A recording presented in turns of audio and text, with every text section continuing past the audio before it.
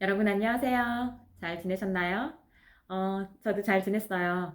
사실 지금은 아들의 학점 방학이어서 영상을 찍기가 조금 편안하지는 않은 시간인데 오늘 아들이 친구 집에 초대를 받아서 슬립오버를 갔거든요. 그래서 이렇게 여러분께 짬을 내서 인사드려요. 오늘은 무기력에 대해서 그리고 자기 관리에 대해서 한번 이야기를 해보려고요. 사실 저도 계속 어떤 골을 설정해놓고 목표를 설정해놓고 계속 끊임없이 그 목표를 보고 가는 스타일의 사람이거든요. 일상을 즐기는 것, 삶의 비중이 이렇게 있잖아요. 근데 저는 일상의 소소한 것들을 즐기는 것보다 이제 목표를 향해서 계속해서 나아가는 게 좀 더 비중이 큰 사람이에요. 그래서 뭐 40대 60 이 정도 되려나요? 그런데 이제 제 영국에서의 그 아키텍처 스튜던트가 되는 대학 지원과 이제 합격을 한 후에 어떤 목표를 달성한 후에 오는 그런 약간 허탈감? 넥스트 스텝으로 넘어가기 전까지 다음 골을 향해서 또 전진하기 전까지 전에 오는 그런 약간 번아웃 같은 그런 걸 사실 겪고 있었어요. 한 일주일 정도, 일주일 열흘 된 것 같아요. 그러니까 성공한 사람들 그렇다고 하잖아요. 그 실패해서 실패하고 막 이렇게 한 순간에 번아웃이 오는 게 아니고 내가 이 정도는 해낼 거야 하고 몇 억의 빚이 있었는데 이때는 이때까지 갚을 거야 하고서 그 빚을 온전히 갚고 성공 궤도에 진짜 올랐을 때 그때 번아웃이 온다고 하잖아요. 마치 그 목적지를 상실했을 때, 그러니까 내가 목표한 걸 이미 이뤄서 다음 목적지로 이제 나아가야 하는 그런 동력이 이렇게 고갈되는 그런 느낌? 그래서 사실은 저도 그간에 이렇게 쌓아오던 굉장히 저만의 타이트한 루틴들이 있었거든요. 아침에 뭐 5시, 4시 반에 일어나서 운동하고 뭐 이런 독서하고 이런 루틴 자기 전까지 제가 짜놓은 그런 루틴들이 있는데 그걸 갑자기 몇 년 동안 이렇게 해왔던 루틴인데 갑자기 그 어느 날 아침 일어나기 힘들고 그런 적은 처음이거든요. 저는 아침에 일어나기 힘들다? 그게 이해가 안 됐고 그런 경험을 해본 적이 없었는데 요 근래 들어서 그걸 느끼고 있어요. 그 대학 합격 후 소식을 받은 후 약간 목적지를 상실한 그런 기분 때문에. 그래서 이제 그래도 내가 요거 하나만큼은 꼭 지킬 거야 하고 이제 아침에 운동하는 거 그리고 책 읽는 거 이거 두 가지 그리고 그림 그리는 거 여러 가지 있지만 딱 이 세 가지는 내가 무슨 일이 있어도 하루에 뭐 단 5분을 책을 읽든 뭐 5분을 그림을 그리든 5분을 운동을 하든 이거 세 가지는 꼭 할 거야 해서 그걸로 간간히 근근히 여태까지 버텨왔거든요. 근데 이제 저뿐만 아니라 주변에 이제 친구들하고 이야기를 하다 보니 아이들이 이제 많이 이제 10대 되고 이제 대학 간 친구도 있고 그러다 보니까 이제 늘어난 시간에 아이는 아이대로 이제 많이 바빠지고 늘어난 시간에 그러니까 그 둥지 둥지가 이제 텅 빈 둥지 증후군이라고 하나요? 그런 걸 느끼는 것 같아요. 많은 친구들이 무기력감 그리고 좀 일상의 루틴을 가져가는 것에서 어려움을 느끼는 것에 대해서 한번 이야기를 나눠보고 싶었어요. 저도 같은 걸 느끼고 있으니까. 제가 최근에 그 데일 카네기의 자기관리론을 다시 한번 읽을 기회가 있었어요. 그래서 그 책을 통해 또 인사이트를 받은 게, 그러니까 이 사람들이 걱정 없는 사람이 어디 있겠어요. 외부 상황이 이제 늘 프레셔가 되고 이제 그것으로 인해서 많은 생각들이 있고 한데 어떤 사람은 똑같은 자극이 주어져도 외부 상황에 의해서 어, 수많은 걱정과 근심으로 생을 마감하는 사람이 있고 어떤 사람들은 또 그걸 후루룩 털어버리고 이제 앞으로 나아가는 사람도 있잖아요. 그 둘의 차이는 무엇일까 생각해보면 결국에는 외부 똑같은 조건 상황인데 어떤 사람은 이런 선택을 하고 어떤 사람은 또 훌훌 털어내는 이런 선택을 하고 결국에는 상황이 문제가 아니고 내가 그 상황을 어떻게 인식하고 받아들이느냐 그리고 그것에 대해서 얼마큼 불안과 걱정을 느끼느냐 그게 무기력감을 느끼느냐의 차이잖아요.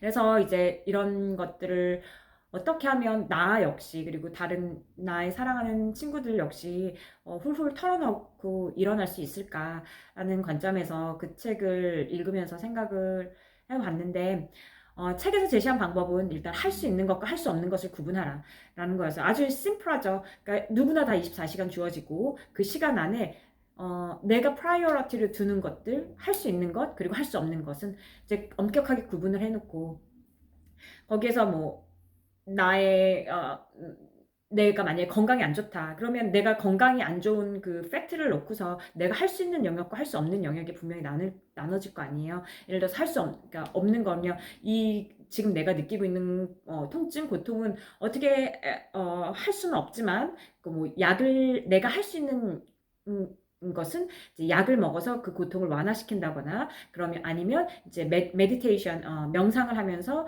조금 나의 마음을 가볍게 하는 릴리즈 하는 시간을 뭐 한 10분, 20분 갖는다거나 아니면 꾸준히 뭐 5분 내가 아픈 뭐 통증을 느끼는 부분에 대해서 스트레칭을 5분 정도 해준다거나 이렇게 살 수 있는 것과 없는 것을 잘게 쪼개서 구분해서 내가 할 수 있는 영역으로 접근해 가면 조금 더 내가 나의 삶을 나의 상황을 컨트롤하는 그런 감정을 갖고 좀 더 안정감을 되찾고 무기력감에서 조금은 내가 할 수 있다. 내가 할 수 있는 영역도 있다 하는 그런 생각을 갖게 되지 않을까 하는 생각이 들었어요. 그리고 마찬가지로 저는 세 가지를 여러분께 제안하고 싶어요. 일단 첫 번째는 저도 매일 하고 있는 건데 이제 자기에 대해서 생각을 하는 거예요.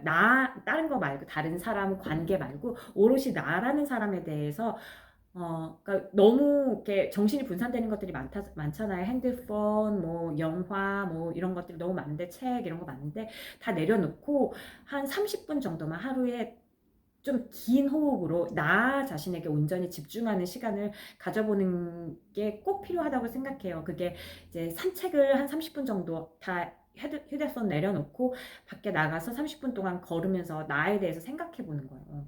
내가 요즘 어떻게 느끼고 있지? 왜 그런 거 같지? 내 몸이 요즘은 어떤가?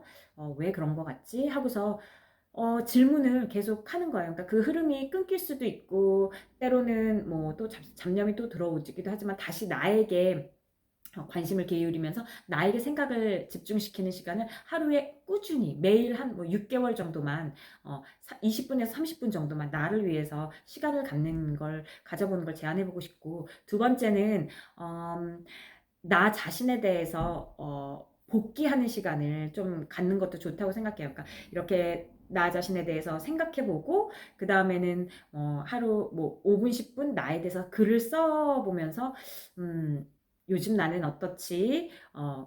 내가 왜 이렇지? 이렇게 생각한 걸 바탕으로 해서 다시 한번 정리하는 시간 를 가져보면 어떨까 싶어요. 그러니까 결국에는 이야기는 하나예요. 나에게 introvert, 에너지를 조금 더 모으고 나에게 조금 더 시간을 갖는 거. 그게 내가 에너지가 다 흩어져 있잖아. 나에게 쏠린 게 아니고 내 자식, 뭐 내 남편, 혹은 내 가족, 내 부모, 혹은 내 친구들에게 이렇게 쏟아져 있는 에너지를 잠깐 걷어서 거기에만 향해 있지 않고 나 자신에게 하루에 1시간 혹은 1시간도 너무 길다면 30분 해서 나에게 에너지를 모으는 시간을 갖는 시간 기록하고 산책하면서 명상하는 시간을 갖는 거. 그리고 세 번째는 정말 중요하다고 생각하는데 그 완전히 나를 플레이저 해주는 시간, 나를 기쁘게 하는 시간을 갖는 게 되게 중요하다고 생각해요. 기쁘게 한다는 게 단순히 막 누워서 물론 영화를 볼 수도 있죠. 뭐 유튜브 이런 거 볼 수도 있지만 온전히 나를 플리징 한다는 건 정말 내가 하고 싶은 거 있잖아요. 내가 그 영화 꼭 보고 싶었는데 아직까지 뭐 살림하느라 뭐 아이 챙기느라 나를 위해서 잠깐 짬을 내서 내가 정말 보고 싶었던 영화 못 봤어. 그러면 그걸로 나를 즐겁게 해주는 거. 혹은 내가 친구들 만나서 정말 좋은 시간 보내고 싶은데 정말 보고 싶은 친구가 너무 있는데 삶이 너무 바빠서 뭐 아이돌 보느라고 뭐 스케줄 하느라고 친구를 못 만났어. 그렇지만 하고 싶은 거는 꼭 해야 되는 거잖아요. 그게 일주일에 단 한 번 혹은 그게 너무 이제 그런 타이트하다 하면 2주일에 한 번이라도 나를 플레이싱 하는 시간을 꼭 가지시길. 이 세 가지.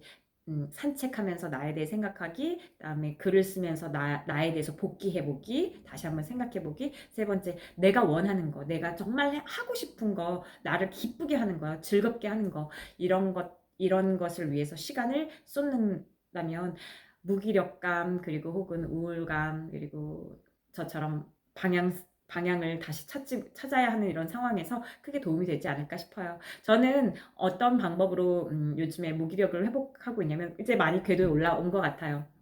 다시 목표를 설정을 하고 넥스트 스텝으로 가기 위해서는 어떤 것들을 내가 해야 되는지도 한번 적어보고, 저 같은 경우는 어떤 책들을 읽어야 되는지, 어떤 강의를 들어볼 것인지, 어떤 그림을 더 그려볼 것인지, 그리고 나의 비전이 뭔지, 이런 걸 더 이제 비주얼라이징 하는데 시간을 많이 썼어요. 그리고 한 가지 더 저를 기쁘게 하는 건, 저는 영화를 보는 거 되게 좋아하는데 사실 이제 공부하느라고 대부분 이제 강의 같은 거 짬이 날 때마다 강의를 챙겨 듣거나 아니면 책을 읽거나 혹은 이제 포트폴리오를 계속 빌드업하게 해가기 위해서 그림을 그리는 것에 거의 저의 여가 시간을 다 쏟았거든요. 이것도 다 제가 좋아하고 사랑하는 것이지만 진짜 또 하고 싶었던 게 영화 보는 게 저의 바람이었어요. 그래서 그래, 내가 이 정도는 나를 위해서 시간을 좀 내주고 내가 하고 싶은 거 해야지, 이렇게 열심히 살았는데 하면서 이제 주말에 뭐 금요일 저녁에 1시간 혹은 2시간 정도는 영화를 보는 시간을 정했어요. 그래서 저 범죄 영화, 크라임 혹은 그 사이파이 영화를 되게 좋아하거든요. 미래에 대한 거. 그래서 그런 영화를 일주일에 한 편씩은 꼭 챙겨봐야지 하고 이제 저 스스로 다짐을 하고 그 시간을 챙겼어요. 어, 제가 이렇게 무기력을 극복하고 그다음에 자기 관리를 해가는 데 있어서는 루틴, 그리고 저만의 계획, 그리고 끊임없이 나에게 주는 확신과 암시, 그리고 시각화, 이런 것들이 크게 도움이 되고 있어요.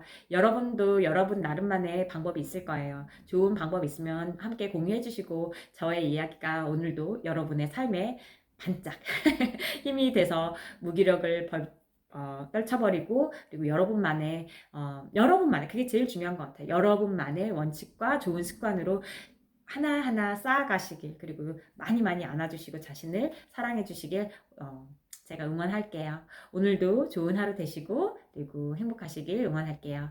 다음에 또 만나요. See you later. Bye.